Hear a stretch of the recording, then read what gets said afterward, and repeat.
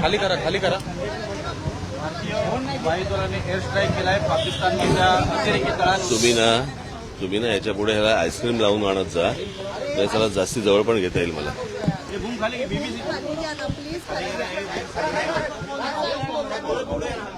पुढे तोंडात जाईल माझ्या.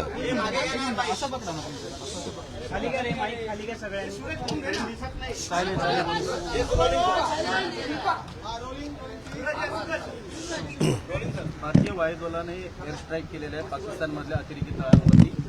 जवळपास 32हून अधिक अतिरेकी ठार झाल्याची माहिती देखील मिळत आहे. लष्कराने काही वेळापूर्वी पत्रकार परिषद घेतली, त्यांनी स्पष्ट केलेलं आहे या संदर्भात. मला काय आपल्याकडे भारतात जो आता कुठे ते पहलगामला जो हल्ला झाला, मी ज्यावेळेला त्याच्यावरचं मी पहिलं ट्विट जेव्हा केलं त्यावेळेला मी सांगितलं होतं की ज्यांनी हल्ला केलाय त्यांना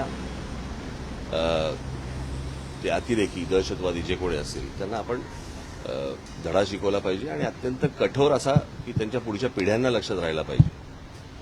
पण दहशतवादी हल्ल्याचं उत्तर युद्ध नसतं, कळलं का?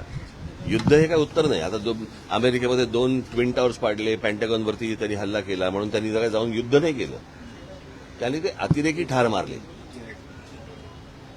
हे तुम्ही दुसऱ्या देशामध्ये युद्ध परिस्थिती आणायची आणि आता ते काय मॉक ड्रिल करायचं आणि मग ते सायरन वाजवणार वगैरे वगैरे. मुळात ही गोष्ट का घडली हे पण आपण लक्षात घेण्यासारखं आहे. मला असं वाटतं की थोडंसं अंतर्मुख होऊन आपण आपला विचार करणं खूप गरजेचं आहे. पाकिस्तानला काय अगोदरच बर्बाद झालेला देश आहे तो, त्याला काय बर्बाद करणार तुम्ही? आणि प्रश्न असा आहे की ज्या अतिरेक्यांनी हल्ला केला त्या अतिरेकी अजून तुम्हाला हातात सापडलेले नाहीयेत. ज्या ठिकाणी इतके हजारो काय ज्याला आपण पर्यटक जिथे जात आहेत, इतकी वर्ष जात आहेत, तिथे सिक्युरिटी का नव्हती हे मला असं वाटतं हे प्रश्न जास्ती महत्वाचे आहेत. आपल्या देशामध्ये कोम्बिंग ऑपरेशन करून ह्यांना हुडकून काढणं हे जास्ती गरजेचं आहे. ते एअर स्ट्राईक करून लोकांना काहीतरी वेगळ्या ठिकाणी भरकटवून आणि असं हे काही युद्ध हे काय त्याचा पर्याय नाही होऊ शकत किंवा त्याचं उत्तर नाही होऊ शकत. आणि दुसरी गोष्ट म्हणजे आता कसं झालं की ह्या सगळ्या याच्यामध्ये कसं आहे, सरकारच्या चुका ह्या तुम्हाला दाखवल्याच पाहिजे. आज ज्या वेळेला हा प्रकार झाला, तो प्रकार झाल्यानंतर ज्या वेळेला पंतप्रधान त्यावेळेला सौदी अरेबियामध्ये होते, अर्धवट दौरा सोडला त्यांनी. तो दौरा सोडून ते बिहारला कॅम्पेनला गेले, कळलं का? बिहारला कॅम्पेनला गेले. मला असं वाटतं ते गोष्ट करायची गरज नव्हती. त्याच्यानंतर ते केरळमध्ये जाऊन तिकडे अदानीचं पोर्टचं उद्घाटन केलं. त्याच्यानंतर इकडे काहीतरी फिल्म इंडस्ट्रीसाठी काहीतरी वेव्हचा कार्यक्रम केला, तिकडे द्याल. इतकी जर गंभीर परिस्थिती आहे तर या गोष्टी टाळता आल्या असत्या.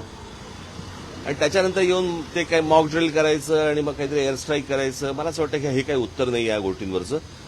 जे अतिरेकी आहेत ज्यांनी हा हल्ला केलेला आहे, मला असं वाटतं त्यांना हुडकून काढणं, त्यांचा बंदोबस्त करणं आणि संपूर्ण देशभर मला असं वाटतं की तुम्ही हे मॉक ड्रिल करण्यापेक्षा कॉम्बिंग ऑपरेशन्स करा जिकडे जिकडे तुम्हाला माहिती आहेत. आज आपल्या देशामधलं पोलीस दल आणि या सगळ्या लोकांना, खास करून मुंबई महाराष्ट्रामधल्या पोलीस दलाचं तर मी त्यांची प्रशंसाच करेन की त्यांना सगळ्या गोष्टी माहिती आहेत, कुठे कोणत्या गोष्टी चालू आहेत आणि कुठे काय चालू आहे ते, कळलं का? आज आपल्या देशातले प्रश्न संपत नाहीयेत आणि आपण काहीतरी युद्धाला आपण काहीतरी सामोरे जातोय. मला असं वाटतं ही काही योग्य गोष्ट नाही.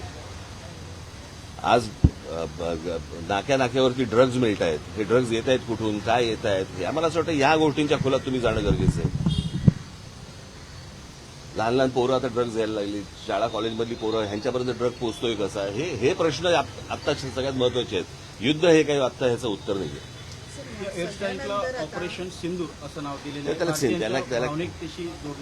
ते प्रश्न परत मी तेच सांगतो ना, हे काही नावं बिवं देऊन ह्याने काही भावनाचा काही विषय येत नाही.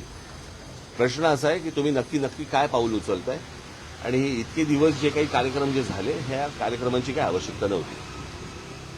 ठीक आहे. नवीन नाही